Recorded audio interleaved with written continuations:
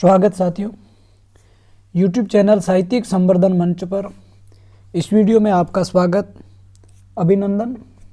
देखिए, इस वीडियो में हम आज कक्षा 9वीं की पाठ्यपुस्तिका क्षितिज के एक अध्याय जो काव्यखंड का है, राजेश जोशी की कविता बच्चे काम पर जा रहे हैं का अध्ययन करेंगे। यदि आप इस चैनल पर पहली बार जुड़े हैं, कर दीजिए चैनल को सब्सक्राइब। मिलेंगे कक्षा 9वीं से लेकर के 12वीं तक के, इसके अलावा अन्य महत्वपूर्ण वीडियो जो आपके काम के हैं, तो चैनल को सब्सक्राइब कर बेल आइकन जरूर दबा दीजिएगा। राजेश जोशी की एक अच्छी कविता जो सिर्फ कक्षा 9वीं के विद्यार्थियों के लिए नहीं बल्कि सभी पाठकों के लिए बहुत अच्छी कविता है। तो सीधे हम कविता की ओर जाएंगे। सबसे पहले तो परिचय देखेंगे और उसके बाद कविता को।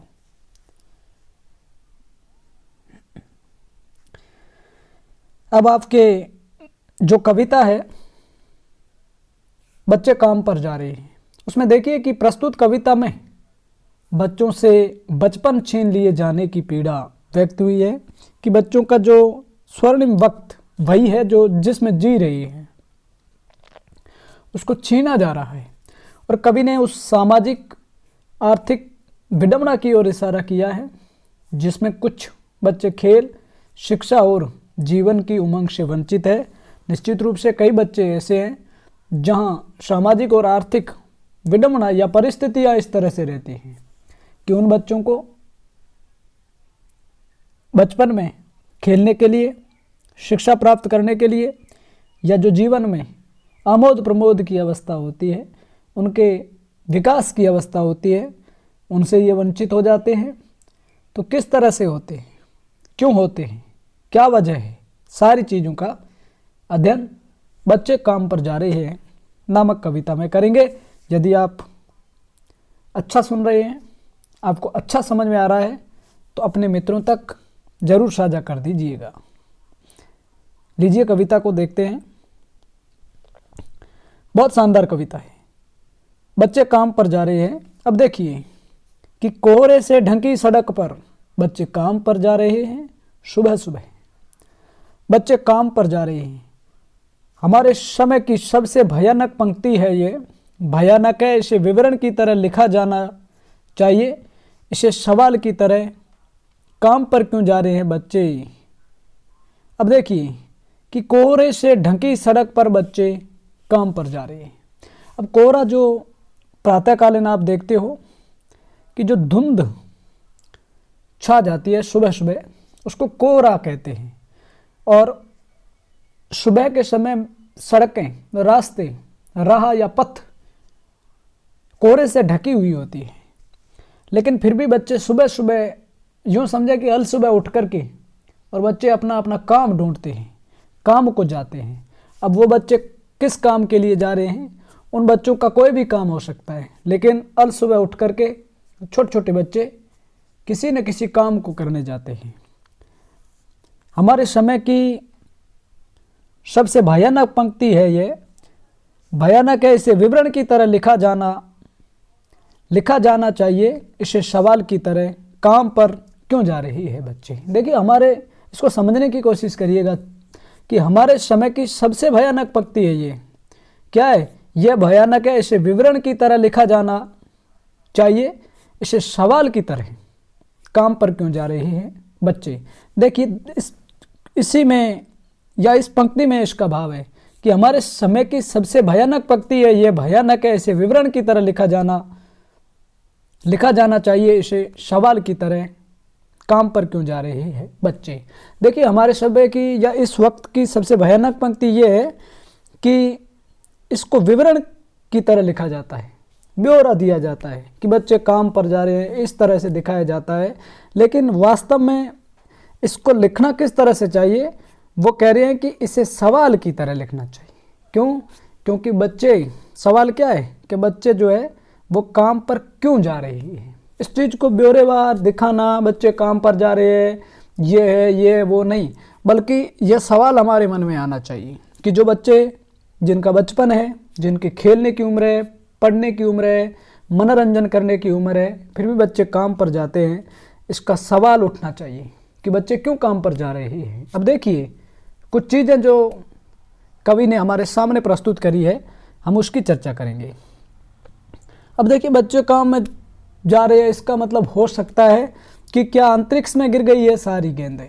छोटे बच्चे के खेलने की उम्र है और जो गेंद से खेलता है, हो सकता है वो बच्चे की गेंद अंतरिक्ष में चली गई हो और गेंद खेलने के लिए मिल नहीं रही है, सो बच्चा काम पर जा रहा है। एक चीज़, या क्या दीमकों ने खा लिया है सारी रंग बिरंगी किताबों को, या यह भी हो सकता है छोटे छोटे बच्चों की जो पुस्तकें होती हैं, रंग बिरंगी पुस्तकें जिसमें घने सारे चित्र रहते हैं ताकि बच्चे में रोचकता रहे, उस किताब के प्रति रुचि बनी रहे, क्या उन सारी किताबों को दीमक खा गए है, इसलिए वो बच्चे पढ़ें क्या, किताबें हैं नहीं इसलिए बच्चे काम पर जा रहे हैं। या फिर यह भी हो सकता है कि क्या काले पहाड़ के नीचे दब गए हैं सारे खिलौने। देखिए, या फिर यह भी हो सकता है कि छोटे छोटे बच्चे जो अपने खिलौने होते हैं, टॉयज, उससे खेलते हैं और जो खिलौने हैं वो हो सकता है किसी बड़े पहाड़ के नीचे दब गए हो, इसलिए बच्चों को खेलने के लिए खिलौने नहीं मिल रहे, तो हो सकता है इसलिए बच्चे काम पर जा रहे हैं। फिर आप आगे देखिए, या फिर क्या किसी भूकंप में ढह गई है सारे मदरसे की इमारतें। या फिर यह भी हो सकता है कि छोटे छोटे बच्चे पढ़ने जाते हैं, स्कूलों में जाते हैं, मदरसों में जाते हैं। कहने का आशय है मदरसा, या जो समझे कि जहाँ शिक्षा दी जाती है, चाहे वो मदरसा हो, चाहे स्कूल हो, चाहे कॉलेज। कॉलेज तो बच्चों के लिए नहीं होता है, तो जो बच्चों के लिए पढ़ने का स्थल है, हो सकता है कि भूकंप आया, अर्थक्वेक आया और जो सारी इमारतें हैं वो डूब गई, इसलिए बच्चों के पढ़ने की जगह ही नहीं है। ऐसे में बच्चे काम पर जा रही है। अब कितनी विडंबना है कि ये प्रश्न उठाया गया है कि ये सारी चीज़ें हैं, खेलने के लिए बच्चों के गेंद भी है, किताबें भी रंग बिरंगी है और खिलौने भी है, पढ़ने के लिए स्कूल्स भी है, फिर भी बच्चे काम पर क्यों जा रहे हैं, आज के समय का ये प्रश्न है। आगे देखिएगा आप, क्या सारे मैदान, सारे बगीचे और घरों के आंगन खत्म हो गए हैं एकाएक। या फिर यह हो सकता है जब बच्चे खेलते हैं मैदान गायब, सारे बगीचे जहाँ बच्चे घूमा करते हैं, घर के आंगन जहाँ बच्चे अटखेलियाँ किया करते हैं, ये सारे के सारे अचानक सडनली खत्म हो गए हैं। इसलिए बच्चे खेलने की बजाय, मनोरंजन करने की बजाय काम पर जा रही है। नहीं तो बच्चों की उम्र है, उनका बचपन है, उनका चाइल्डहुड है, पढ़ें, खेलें, कूदें, मनोरंजन करें, लेकिन ये चीज़ें हो सकता है गायब हो गई है। फिर आप आगे देखिए, तो फिर बचा ही क्या है इस दुनिया में। यानी कि ये सारी चीज़ें, जैसे एक छोटे छोटे बच्चे होते हैं, उनका बचपन इन चीज़ों पर टिका हुआ है। बच्चा खेलेगा, बच्चा पढ़ेगा, बच्चा मनोरंजन करेगा, बच्चा अपना विकास करेगा। लेकिन छोटे बच्चे जिनको अवस्था प्राप्त हुई भी नहीं, उसको पहले काम पर भेजा जाता है, तो बचता क्या है दुनिया में। यानी कि बच्चे का बचपन जहाँ वो अपना चहुमुखी विकास कर सकता है, अपने जीवन की इमारत को चुन सकता है, कई परिवारों में उन बच्चों को उससे वंचित किया जा रहा है। हो सकता है उसके पीछे कई सारे कारण हो, सामाजिक कारण हो सकते हैं, आर्थिक कारण हो सकते हैं, और बच्चा जो है इन कारणों से पढ़ने से वंचित रह जाता है। कितना भयानक होता अगर ऐसा होता, भयानक है, लेकिन इससे भी ज़्यादा ये कि ये सारी चीज़ें हस्ब मामूल पर दुनिया की हज़ारों सड़कों से गुजरते हुए बच्चे, बहुत छोटे छोटे बच्चे काम पर जा रहे हैं। देखिए कि कितना भयानक होता अगर ऐसा होता। यानी कि वास्तव में बच्चों के पढ़ने के लिए स्कूल नहीं होती, बच्चों के खेलने के लिए मैदान, बगीचे, आंगन नहीं होता, रंग बिरंगी किताबें नहीं होती, तो भयानक होता। यानी कि बहुत गलत होता, क्योंकि संसाधन भी नहीं है। पर ध्यान रहे, सारी चीज़ें हमारे समाज में, हमारी व्यवस्था में, हमारे राज्य में है, लेकिन फिर भी बच्चे क्या है। लेकिन इससे भी ज़्यादा यह है कि ये सारी चीज़ें क्या है, हस्ब मामूल, यथावत है। यानी कि ये चीज़ें जो है, न तो कोई मदरसा गायब हुआ है, न कोई इनका खेलने का सामान गायब हुआ है, न कोई स्कूल का अभाव है, उसके बावजूद जो बच्चे हैं वो पढ़ने से वंचित होते हैं। तो ये सामाजिक आर्थिक जो भी विडंबना है जिससे बच्चे पढ़ाई से वंचित होते हैं, पर दुनिया की हजारों सड़कों से गुजरते हुए बच्चे, बहुत छोटे छोटे बच्चे काम पर जा रहे हैं। यानी कि इतना कुछ होने के बावजूद भी बच्चों को उनकी एलिमेंट्री एजुकेशन, उनकी प्रारंभिक शिक्षा, जैसा कि भारतीय संविधान में प्रावधान किया गया है कि शिक्षा का जो अधिकार है आरटीई एक्ट 2009 के तहत सभी बच्चों को प्रारंभिक शिक्षा मिलेगी, 6 से 14 वर्ष तक के बच्चों को। लेकिन कई बच्चे वंचित हैं, उनका जो एक प्रकार से कौमार्य अवस्था है, यानी कि बचपन के जो वक्त की बात करें वो पढ़ाई में होना चाहिए, खेलने में होना चाहिए, उनका विकास में होना चाहिए।